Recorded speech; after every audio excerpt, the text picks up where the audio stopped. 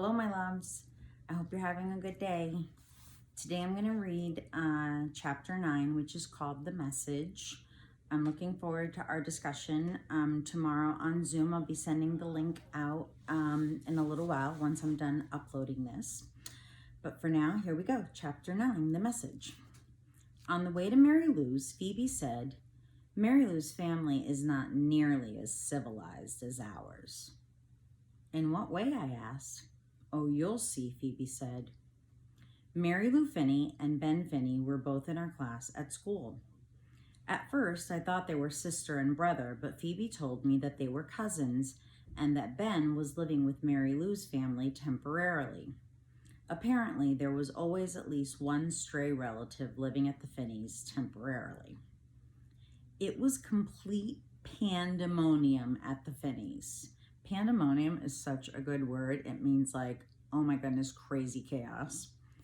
Mary Lou had an older sister and 3 brothers. In addition, there were her parents and Ben. There were footballs and basketballs lying all over the place, and boys sliding down the banister and leaping over tables and talking with their mouths full, gross, and interrupting everyone with endless questions.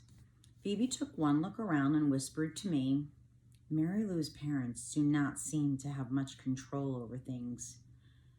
Phoebe could sound a bit prissy sometimes. Mr. Finney was lying in the bathtub with all his clothes on, reading a book. From Mary Lou's bedroom window, I saw Mrs. Finney lying on top of the garage with a pillow under her head.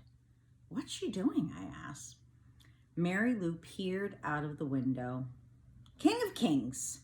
She's taking a nap." When Mr. Finney got out of the bathtub, he went into the backyard and tossed a football around with Dennis and Dougie, 2 of Mary Lou's brothers. Mr. Finney shouted, "Over here," and "that away," and "way to go." The previous weekend, we had had a school sports day. Parents were watching their children show off, and there were even some events for parents too, such as the 3-legged race and pass the grapefruit. My father could not come, but Mary Lou's parents were there, and so were Phoebe's. Phoebe had said, "The games are a little childish sometimes, which is why my parents don't usually participate." Her parents stood on the sidelines while Mr. and Mrs. Finney ran around shouting, "Over here," and "way to go." In the 3-legged race, the Finneys kept falling over. Phoebe said, "I wonder if Mary Lou is embarrassed because of the way her parents are acting." I didn't think it was embarrassing. I thought it was nice, but I didn't say so to Phoebe. I think that deep down, Phoebe thought it was nice too, and she wished her own parents would act more like the Finneys. She couldn't admit this though, and in a way, I liked this about Phoebe, that she tried to defend her family. On the day that Phoebe and I met the potential lunatic and then went over to Mary Lou's, a couple other peculiar things happened. We were sitting on the floor of Mary Lou's room, and Phoebe was telling Mary Lou about the mysterious potential lunatic. Mary Lou's brothers Dennis, Doug, and Tommy kept dashing in and out of the room, leaping on the bed, and squirting us with squirt guns. Mary Lou's cousin Ben was lying on her bed, staring at me with his black eyes. They looked like 2 sparkly discs set into big round sockets. His eyelashes were long and feathery, casting shadows on his cheeks. "I like your hair," he said to me. "Can you sit on it?" "Yes, if I want." Ben picked up a piece of paper from Mary Lou's desk, laid back down on the bed, and drew a picture of a lizard-like creature with long black hair that, as it ran down the lizard's back leg and under its bottom, became a chair with legs. Underneath this, Ben had written, "Salamander sitting on her hair." "Very amusing," Phoebe said. She left the room, and Mary Lou followed her. I turned around to hand the drawing back to Ben, just as he leaned forward and mashed his lips into my collarbone. His lips rested there a moment. My nose was pressed into his hair, which smelled like grapefruit. Then he rolled off the bed, grabbed the drawing, and dashed out of the room. Did he actually kiss my collarbone? And if he did, why did he do that? Was the kiss supposed to land somewhere else? Like on my mouth, for example? That was a chilling thought. Had I imagined it? Maybe he merely brushed against me as he was rolling off the bed.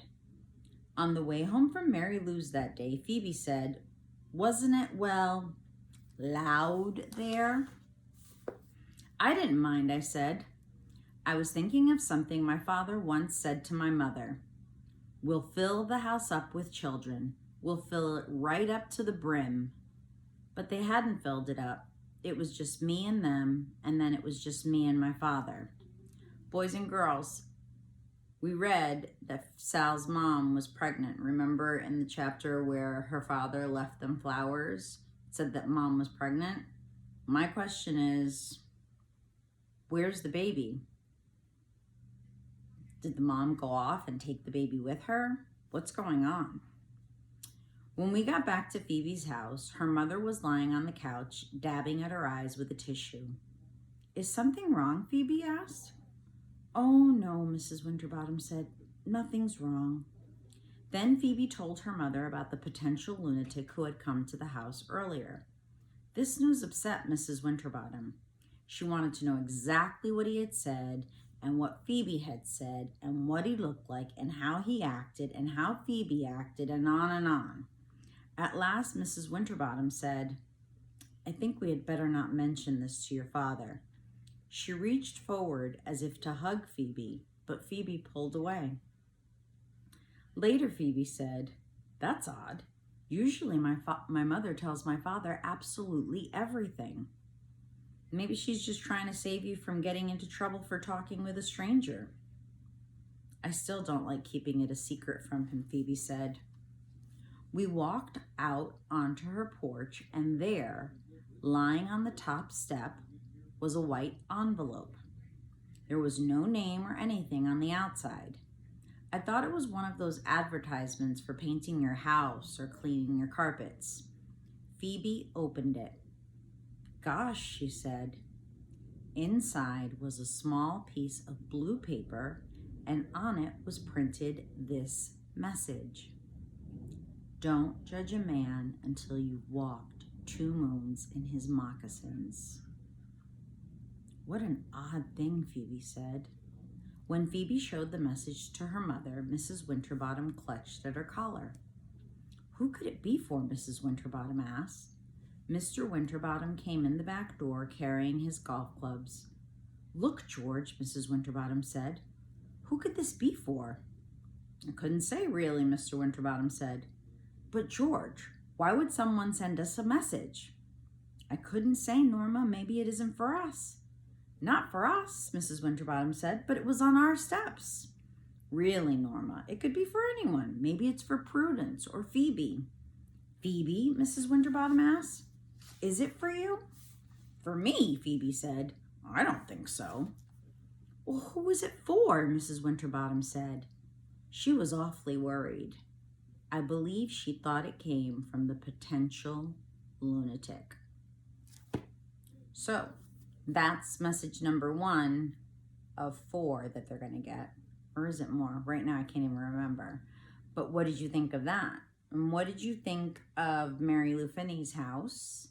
And what did you think of Ben and the way that Sal described him? She seemed to pay a lot of attention to him. All right, my loves, that's it for today. Email me any questions or write down any questions in your notebook, and I will see you tomorrow. Some of you at 10, some of you at 10:45, and the rest of you on Friday at 10, and then Friday at 10:45. I hope you're enjoying this nice day. It's sunny out. Get outside, get some fresh air. Stay safe, wash your hands, and I will see you all in the next couple of days. Bye.